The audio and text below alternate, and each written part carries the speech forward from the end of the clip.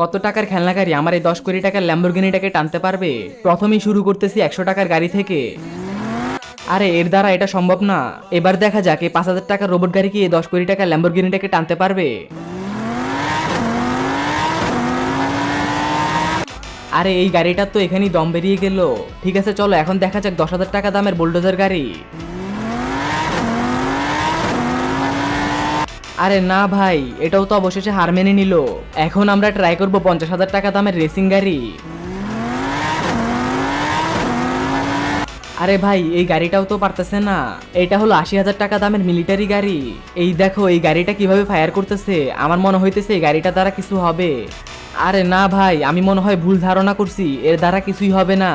এটা হলো 1 লক্ষ টাকা দামের একটি স্পোর্টস গাড়ি। চলো দেখা যাক এই গাড়িটা কি ল্যাম্বরগিনি গাড়িটাকে টানতে পারবে। আরে ভাই এটা কি, এই গাড়িটাও তো টানতে পারতেছে না। এবার সর্বশেষ 2 লক্ষ টাকা দামের রোনালদোর গাড়ি। কিন্তু তার আগে তুমি যদি শয়তানকে হারিয়ে আল্লাহকে ভালোবেসে থাকো তাহলে ভিডিওতে লাইক সাবস্ক্রাইব করো। আমি তো শয়তানকে হারিয়ে আল্লাহকে ভালোবেসে ভিডিওতে লাইক এবং সাবস্ক্রাইব দুইটাই করে দিয়েছি।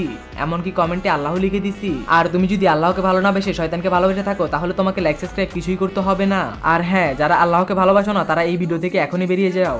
চলো তাহলে দেখা যাক এই রোনালদোর গাড়িটা কি তাহলে ল্যাম্বরগিনিটাকে টানতে পারে কিনা।